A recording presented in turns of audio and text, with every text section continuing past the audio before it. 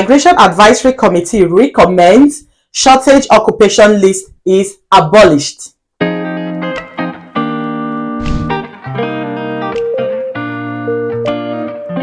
Migration Advisory Committee not convinced that the list provides a sensible immigration solution to shortages in low-wage sectors. There has been loads of panic, there has been loads of concerns about if the shortage occupation list has been abolished. I've had loads of persons called me from back home. I've had people ask me questions on YouTube. Are we still going to have the shortage occupation list, or is that been taken off? Has the care worker visa come to an end?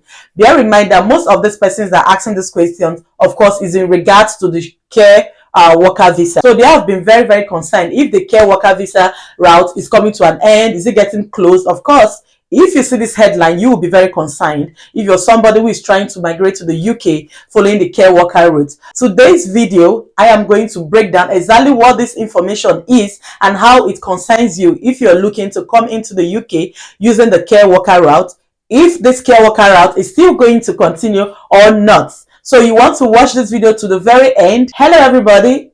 My name is Ada. A huge thank you to everybody who have always come back to watch my video, and to all my new people who are just seeing my face for the first time.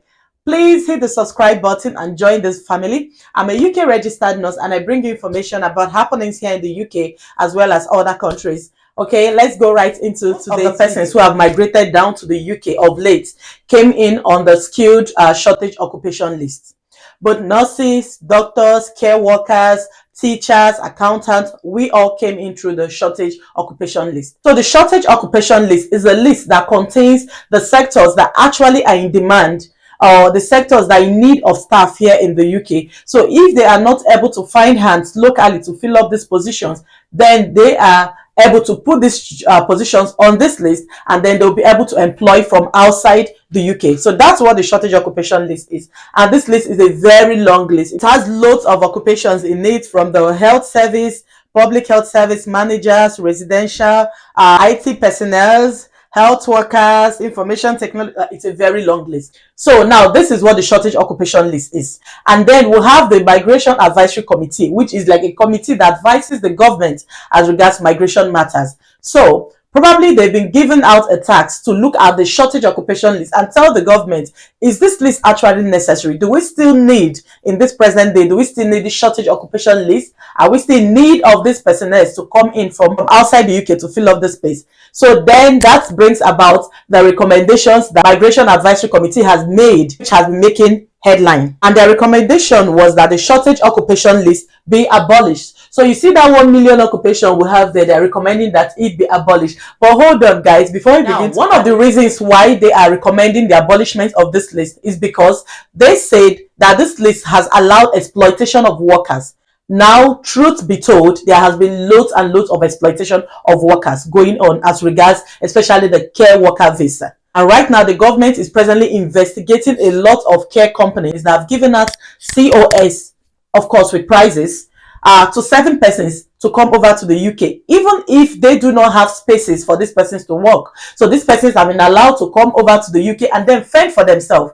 That is not what the shortage occupation list allows. Initially, it allowed that before you are able to bring in somebody, you must have proven to the government that there is no other person in this country to fill up that spot, and then you should have a need for the person to come in to work. But then in situations where you bring in these people over here and then you even make them pay money and yet you have no spot for them to work, that is against what it stands for. A lot of companies have lost the ability to offer COS. A lot of COS has been withdrawn from people who got it through, wrong ways. So guys, we have to be careful out there. So this is one of the reasons why they are recommending that this list be abolished, because of course it brings about exploitation of workers. And bear in mind also that the shortage occupation list allows the employers to employ with 80% of the going rates. So instead of employing and paying these people the full rate of this occupation, they are allowed to employ with like 80%. So there's like a 20% discount on the employment. So it sort of brings in low wage to people. It's one of the major reasons why they think this list should be abolished. And another reason they suggested was that the administrative burdens are quite high, and the associated fees mean that the total cost of hiring a migrant through the social work route are well above the threshold. For many, it will simply be uneconomic to use the route. Now, these, of course, are their suggestions. So I'll also give you what their recommendations are. So our review has recommended that 8 occupations be added to the social occupation list.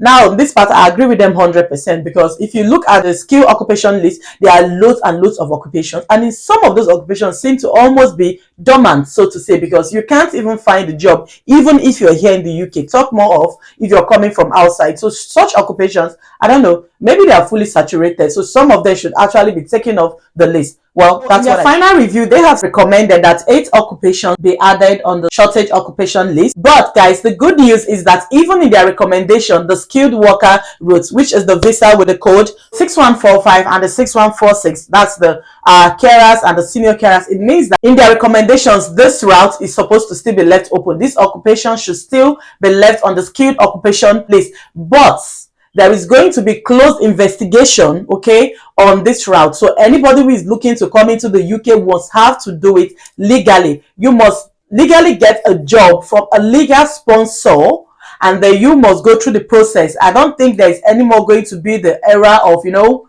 getting it at a price. No, there's going to be like a close monitoring. So guys, you really don't want to go wasting your money. Just try to get it rightly. Now the information is out. This is their recommendation, okay?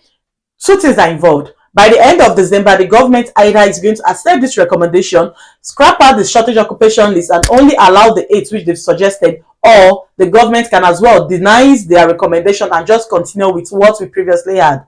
So if you notice, there's been a very low output out there from the employers as regards recruiting from outside the UK, and this is one of the major reasons, because nobody wants to start and not be able to finish. The year is gradually running to an end. By December, we'll be getting the final decision from the UK government as regards this recommendation from MAC. Okay, so just bear in mind that if this recommendation is accepted, then of course there's going to be an open door again for people to be able to come in with a health and care worker visa. So if you're still planning to accept this, please, this is the time for you to start working towards it. Okay, so you can see that these laws are not always permanent. Usually they come, and then that is the news.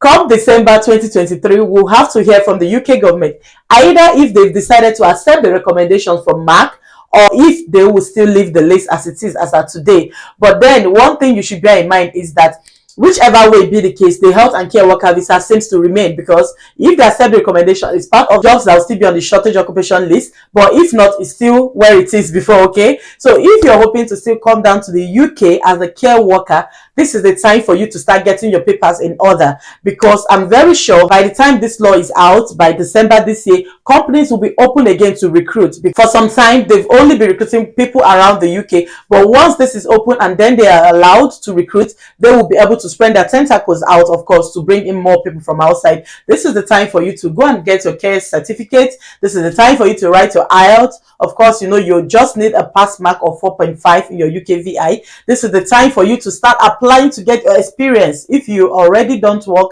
in the care sector, this is the time to go get a job somewhere in your country, gain some experience, because at the end of the day, it is not just you applying for these roles or this job. There are so many other persons who will be applying alongside you, of course. So you want your CV to actually stand out. So when they place it, you will have weight, and then they'll want to call you for interview. All right, so this is what it is. No point panicking. Ever be the case, the health and care worker visa seems to remain. Also bear in mind that the skilled occupation list has not been abolished just yet. It was just a recommendation from the Migration Advisory Committee, and it has not yet gone into law. So guys, there's no point panicking. Relax, take a chilled water.